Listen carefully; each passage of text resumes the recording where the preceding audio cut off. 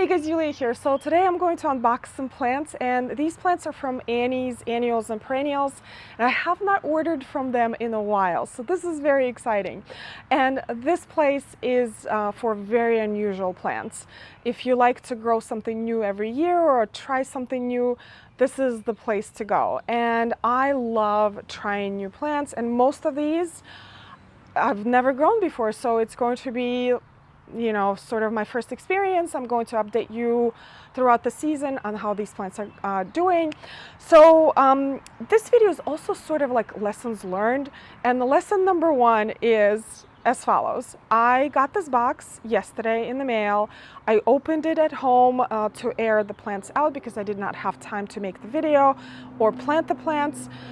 I left them in the house overnight. They were fine in the morning, and this morning I put them out so they can get some air. And unfortunately, we're experiencing a heat wave. For a couple of days, it's been in the 90s or in the 30s if you're thinking Celsius.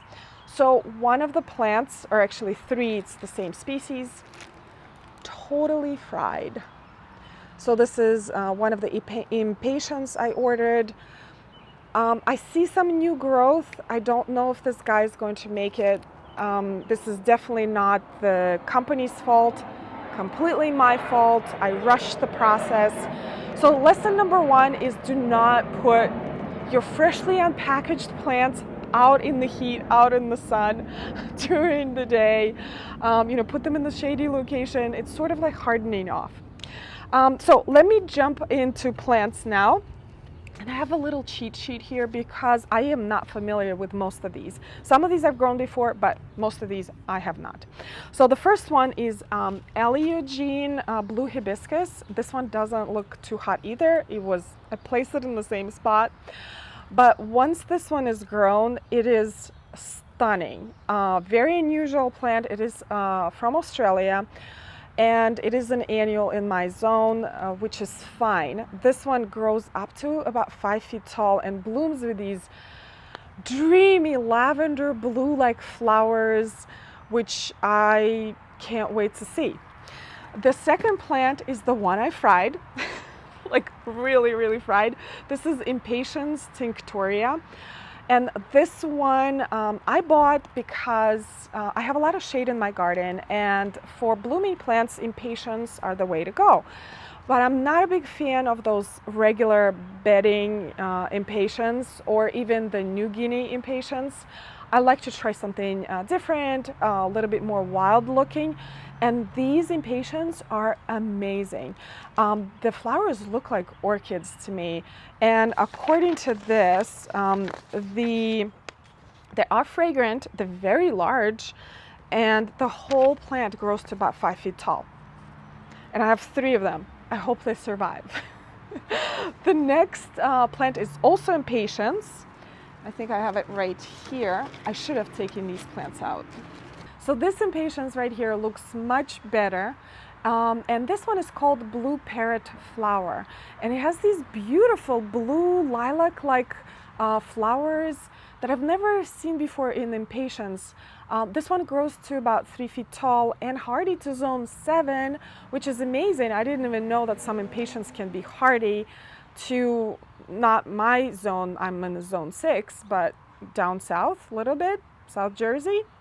And here comes the lesson number 2, is that anytime you think of any plant, let's say hydrangea or fir or impatiens, there's probably a dozen or hundreds or thousands of species in this particular category that you can try that look completely different and may act totally different according to your climate or your garden. So the next plant I have here is Azarina Joan Lorraine, and I love this plant. I've grown it for years. It is a beautiful annual vine, very well behaved. It has these little triangular shaped leaves and snapdragon-like flowers. It only grows to about 6 feet tall, so it's not aggressive at all. It is a huge pollinator attractor. Bees love it, hummingbirds love it. So here comes the lesson number 3. I started these plants from seed this spring, and I listened to someone online saying that you don't really have to use seed starting mix. You can just use regular potting soil to start your seeds. It will be just fine. And I did that because I'm a very open-minded person. I like trying new things, especially if other people had success with it. And I lost most of my seed crop. I would say 70% of my plants I lost. They either did not germinate or they died when they were about 2 weeks old. So lesson number 3 is that yes, you do have to be open-minded to other people's experiences, but at the same time, if you have been doing something successfully year after year and it's worked for you, you should keep doing it. So I will be back to my regular seed starting mix next year, which I use Jiffy's or Hoffman is really good, because the science was telling me that it makes sense to use this particular soil for your seeds because it has a lot of air and it's not very nutrient dense, because seedlings really do not like that. Anyway, fortunately I found some Azarina online, and I just love this plant and it's so underrated. So the next plant I have right here, this is heliotrope, and by the way, the plants come in these cardboard thinnies in a cardboard box. They're very secure. There was no soil all over the cardboard box. Everything looks pretty good and safe and not damaged at all. So the heliotrope. I love the regular purple heliotrope that you can grow in the garden, but I wanted to try this one because this one apparently is super fragrant. All heliotropes have a beautiful fragrance to them, but this one is extremely fragrant. Heliotropes are toxic to cats and dogs, and you have to be very careful. So I am not going to plant it anywhere in my garden. These actually going into our window box, which is on the 2nd floor of our bedroom. And unless there are dogs or cats that can fly, everyone will be totally safe. The next plant I have here is Blue Horizon Ageratum. By the way, super healthy. Like, look at the quality of these plants. So I started Ageratum Blue Planet from seeds this spring. They died within 2 weeks. I grew Blue Planet last year. I absolutely love them because they are taller kind of Ageratum. You can actually cut them for bouquets. They bloom all summer long. They're sort of spread all over your flower beds because I'm not a big fan of those little tiny ones that grow to about 4 inches tall. I mean, what's the point? So the closest substitute that I could find to the Blue Planet was this Blue Horizon Ageratum. The next plant is a Dahlia, if you can recognize it by the leaves. And if we go back to the lesson number 2, if you think about any plant like a Dahlia, there are actually a number of species, like wild species that you can grow. And this is Dahlia murkii. The one that I really wanted to grow was a tree dahlia, but they grow up to 12 feet tall. It is a real tree. They grow in Mexico. They bloom on top of their canopy, but they're not hardy to my area, and I don't think I can overwinter a 12-foot tall dahlia in my house. So instead I decided to try this little one. This one only grows to about 3 feet tall. I actually will grow it in the pot because it's just so petite and so adorable. The next plants here are Echium Blue Better, and I have grown Echium before. They are an amazing pollinator plant. Every time I would look at my Echiums in the garden, they would be covered in bees.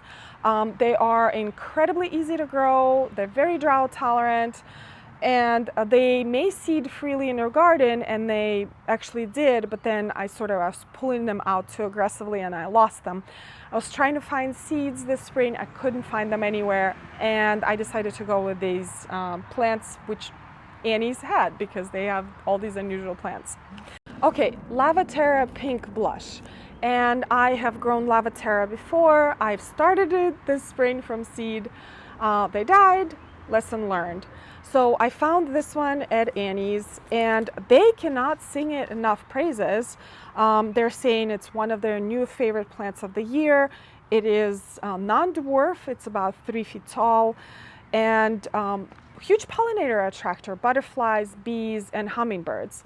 And Lavaterra is sort of a family of hibiscus. They have smaller hibiscus-like flowers, and the plant is covered in flowers.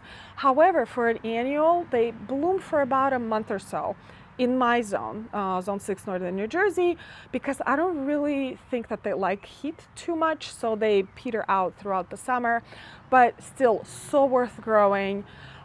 Just combine them with dainty looking like flowers, and these bold flowers will look amazing together, like a cottagey look.